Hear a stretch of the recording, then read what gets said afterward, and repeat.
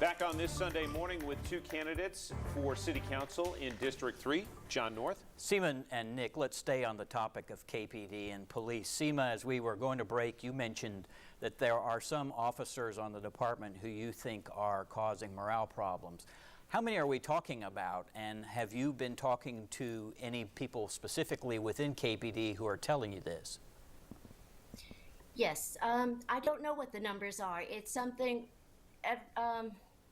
it's been a cultural issue in police force all over the country. It's not that Knoxville has anything specific that is more detrimental, but in talking with the police officers that I work with on a daily basis, I know, and they're really good guys and women that have come to my house, that have met me at constituents' homes, and I know that they're good people, and I also know that they have discomfort with a few of their fellow workers, but they don't feel that they can do anything about it. So that's something we really do need to work on. We need to make sure that the police feel supported within their own work environment.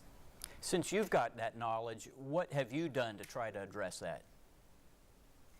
Well, last week on council, when we were talking about the resolution that was put forward, there was an alternate resolution put forward by Councilwoman Fugit, and I support that. It is looking into what is going on with not just the police department, but all of the city employees. How can we make sure that it is not a hostile environment for coworkers and for the constituents that we serve? And so there's a study being planned, and I'm looking forward to hearing what those results are in 120 days. Nick, let's hear from you. What are your thoughts on KPD, and have you communicated with any officers on the force yourself? Probably about 30 officers I've talked to, and they all have had a resounding line that basically has been the same thing. The city council doesn't support them, the city doesn't support them, and the idea that there's like rampant racism or rampant sexism is pretty ridiculous, because in their situation, if let's say a white officer and a black officer are together, there's not a situation where the white officer or black officer are going to throw the other one to a criminal.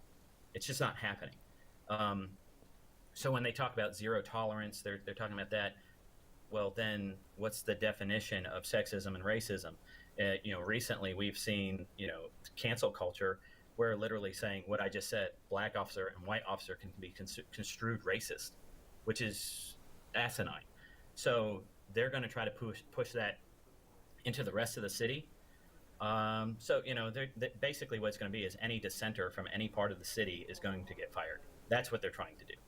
Let's pivot to another topic, and that is the baseball stadium and the multi-use stadium that has been pitched by Randy Boyd and his development group, and the fact that he is asking for City Council as well as County Commission to chip in.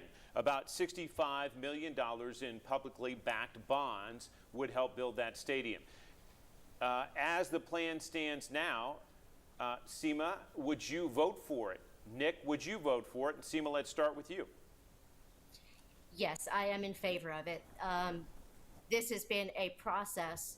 My knee-jerk reaction when I first heard about it was absolutely not are my tax dollars going to go pay for a ballpark for a millionaire.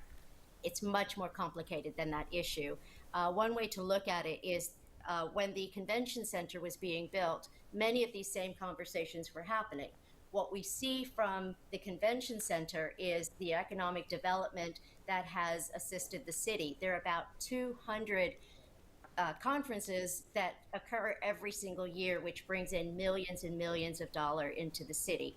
If we're going to talk about not raising taxes, which I don't think we should do, we need to manage our money, we do need to bring in money somehow. And this is a model that I think will bring money into the city. It will definitely bring in $140 million more in development.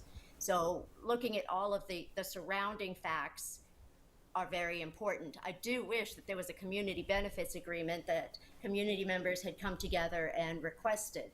But I had actually told Mr. Boyd that I would not vote in favor of this unless he worked with the community to do that.